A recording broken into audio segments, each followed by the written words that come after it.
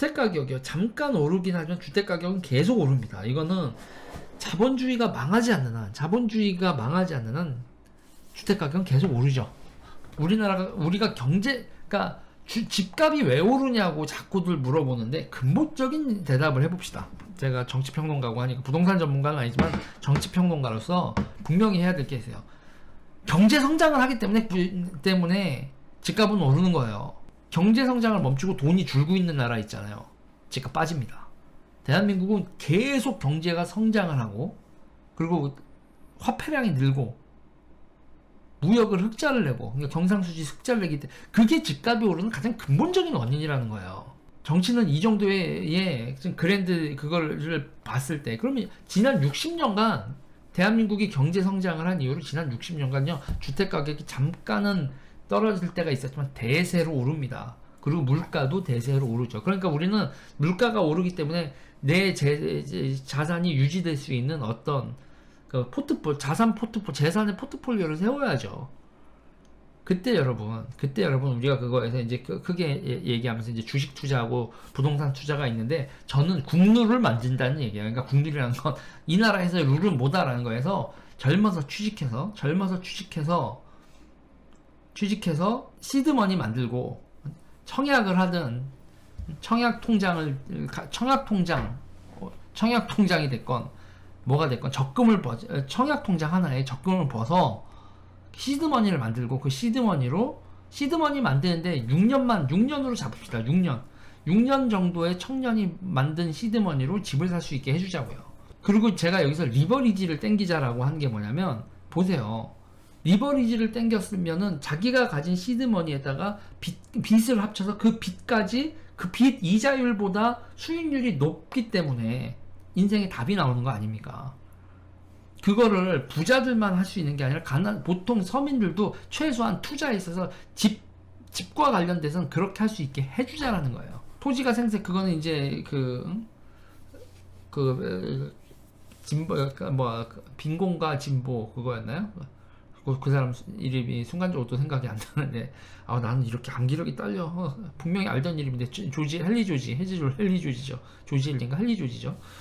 헨리 조지의 책서부터 시작해서 계속 나온 얘기고 한 건데 그리고 우리가 살면서 알잖아요. 부동산 가격이 계속 오른다는 거. 그래서 뭐냐면 상류층과 중산층과 서민을 구분을 이렇게 하자고요. 상류층은 뭐 사업적으로나 도전을 해서 크게 성공을 한 사람, 그리고 중산층은 주식 정도의 자산을 가지고 있는 사람, 노동소득 외에 집하고 주식하고 요 정도, 그리고 뭐 임대 건물 정도를 노려볼 수 있을까? 그러니까 자기 집 있는 사람이 중산층 이 정도로 하고 그 이하를 서민층. 세상은 항상 이렇게 될 수밖에 없다 라고 하자고요. 집 사는 미션을 성공하지 못한 사람들을 위해서 임대주택을 제공할 수도 있고, 그리고 시드머니를 만드는 6년 동안의 젊은이들을 위해서 또 임대주택을 제공할 수도 있죠. 저는 뭐냐면 임대주택으로 살다가 청년 임대주택이라는 건 그 사람이 결국은 청년이 아닐 땐 나와야 된다는 얘기잖아요. 다음 청년들한테 자리를 비워줘야 되는 거고. 그러면 전 얘기는 청년 주택 있는 동안엔 주거권도 주거권이지만 시드머니를 만들 수 있는, 자기가 집을 살 수 있는 원천이 되는 그 돈을 만들어줄 수 있는 시간이라는 개념이어야지 주구장창 늙어 죽을 때까지 임대주택 그러면 나라 망하는 거야. 그래서 저는 얘기가 말하는 게 얘기를 하는 게 그러면 서울의 아파트가 10억이다. 서울의 아파트가 10억이면 근데 6년 동안 돈을 죽어라고 모아봐야 5천 모으기 힘들다. 청년들이 5천 6천 두 남녀가 만나서 두 부모님하고 도움을 받는 뭐 이런 얘기가 나오죠. 두 부모님한테 도움을 받지 않았다는 전제하에 남녀가 만나서 1억을 모으면 10억짜리 집을 살 수 있게 해줘야 돼. 그래서 제가 LTV 90% 얘기를 하는 거예요. LTV 90% 하면 너무 높은 거 아니야? 그러면 저는 그거거든요. LTV를 60% 50%로 한다고 하면 나머지 40%는 청년들을 대상으로 청년 지원으로 현금을 쏘지 말고 그거로 보증기금을 만들어서 리버리지를 발생시켜서 LTV 90% 청년에 한해서 생애 첫 주택 몇 살 이하에 대해서 30년 모기지를 할 때 30년 모기지에 90%까지 할 수 있게 해주자. 그러고 나야 이걸 해야 되는 건 청년들이 있잖아요. 나라의 도움을 받는다는 게 아니라 자기가 목적이시 내가 돈을 모아야 적금을 해야지. 이게 항상 목적의식이 있고 자기가 도달하려는 길이 있고요. 그럼 보세요. 1억을 모으고 결혼을 하고 이게 있잖아요. 결혼을 해서 애를 낳고 자기 재산이 늘어나고 목적의식이 하나하나씩 내가 열심히 하면 집을 가질 수 있구나. 내가 열심히 하면 애를 낳을 수 있고 행복하게 살 수 있구나라는 걸 계속적으로 기본적인 큰 틀에서의 정치에서의 국룰은 박혀 있고 그게 흔들려서는 안 된다는 거예요. 와, 아무리 노력을 해도 서울에서 집을 살 수 없네? 이렇게 되면 나라 끝장나는 거라는 거지. 그리고 집값 오르는 게 집을 가지고 있으면 좋은 거지. 그리고 지금까지 386들한테 물어보고 싶은 게 있어요. 형아들, 노태우가 신도시 만들 때 대기업 다니는 당신들 돈 좆도 없는데도 집 살 수 있게 해줬잖아. 분당하고 일산에. 기억 안 나?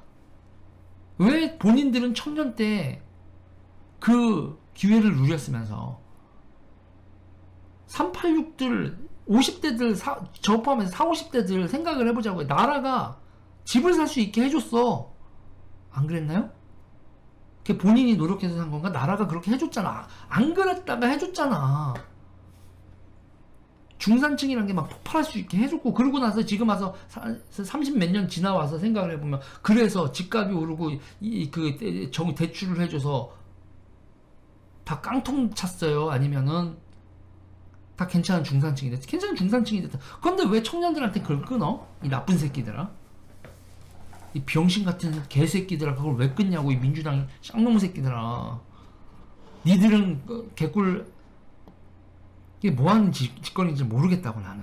그때 전 얘기는 갈아타기를 하려고 할 때도 그때마다 갈아타기 할 때도 시드머니를 갈아타고 싶은 자 시드머니를 만들고 그러면 대출 비중을 낮춰서 돈을 갚아야 된다라는 건 일정 정도 금융 안정성은 생각을 해야 되니까 갈아타기 미션은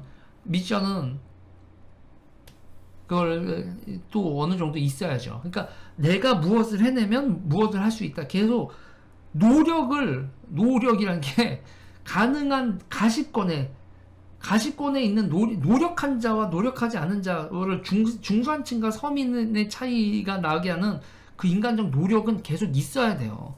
모두가 다 똑같이 취급해주면 안 돼. 누군가 알뜰살뜰 절약하고 시드머니 만든 사람과 그대로 그냥 다 소비한 사람을 구분을 안 하면 안 된다고. 이 생각을 좀 전향적으로 해야 돼요. 젊어서 5, 6년 정도 시드머니를 만들려고 노력한 사람들, 그걸 이룬 사람들 중산층 되게 만들고, 그걸 못 이룬 사람들은 서민으로 살게 하지만, 서민은 또 계속 도전을 할 수 있는, 그러니까 누구나 도전을 하고 내려앉고 도전하고 내려앉고 이런 게 계속 역동적인 사회를 만들어야 돼요. 그리고 저는 젊은이들한테도 얘기하고 그러는 게, 기본적으로 재테크의 기본인 이 나라의 전반적인 사람들의 컨센서스가 먼저 집 이후에 주식 투자. 젊은 애들이 여러분 주식 투자를 했다가 날리면 근데 그거 각자가 알아서 해야 될 일이지만, 전반적인 이거는 국룰이라는 게 진짜로 법으로 만드는 게 아니라 전반적인 공감대인데, 맨 처음에 젊어서는 5, 6년은 돈을 모아서 주식 투자가 아니라 그 포트폴리오상 주택 청약의 기본적인 시드머니 집을 사는 거에 그게 기본적으로 되도록, 그래서 집을 사서 애를 낳아야 대한민국이 돌아가는 거 아니야. 국가적으로도 맨파워도 관리되고. 그리고 이거에 대해서 제가 얘기하는 것 중에 하나가, 이제 여러분 보세요. 애들 숫자는 확 줄었죠. 애들 숫자는 확 줄었는데 교육 예산은 안 줄고 있어요. 저는 애들 숫자가 줄고 그걸 교원들 월급을 올려줄 게 아니라 이 나쁜 새끼들아. 이건 애들한테 인센티브가 가야 된다는 거예요. 애들한테 인센티브가 가서 애들이 15세, 우리가 애들 키울 때 15세 이후엔 직업훈련을 받을 때도 직업훈련 수당으로 애들한테 공부를 했니? 실력을 했니? 무슨, 요걸 했어? 이 자격을 취득했구나. 그럴 때마다 인센티브도 주고 뭐 하면서 공부도 직업으로 만들어줘야 된다고. 그러면서 일찍 자립할 수 있도록 하고, 부모도, 그러니까 돈 버는 기간을 늘리고, 앞에서 인생 전반기에 돈 안 버는 기간 줄이고, 인생 후반기에도 계속 돈을 못 버는 시간을 줄여서 돈 버는 기간을 인생의 생애 주기에서 가장 길게 만들어야 소비도 되고 삶이 불안하지 않다고. 지금요 여러분, 취직을 30살에 한다는 게 말이 됩니까 여러분? 취직을 30살에 하고 결혼을 36세에 하는, 이게 말이 된다고 생각하세요? 뭔가 크게 잘못되고 생각했고, 엉뚱한 인간들 배불려 주다가 사학들, 교육계, 이게 제가 우파를 정말 싫어하는 이유 중에 하나고 막 욕을 했었던 이유 중에 하나가, 지금 사회를 갉아먹는 기득권들이 미래를 향한 진취성, 사업가적 기질이 없는 인간들이, 제가 그래서 사학재단을 정말 싫어해요. 사학재단 출신들, 정신들을 정말 싫어하는 게, 뭘 위한 사학재단이냐고. 사학재단을 위한 정치가 아니면 안 된다고. 우리가 나아갈 바에 맞춰서. 그러니까 저는 대한민국 보수한테 지금 요구하는 건 그거예요. 진취적이고 미래지향적이고, 바다를 향해서 사업을 하러 나갔던 그 상인정신, 그게 보수의 중심이어야 된다는 얘기예요. 그러니까 제가 요새 그런 말, 전 리버테리안은 아니거든요. 클래시컬 리버럴이라는 얘기가 드는 게, 저는 기업에 대한 규제도 해야 되고 뭐도 해야 된다고 하고 뭐 지원 정책도 해야 되고 뭐 하는데, 근데 저는 기본적으로 시민계급의 성장을, 중산층 또는 시민계급의 성장을 정치적 화두의 중심에 두고 있죠. 그래서 나라의 생애 주기가 답이 나오게 손을 봐야 돼요. 여러분 좋아요 눌러주세요. 구독 눌러주세요.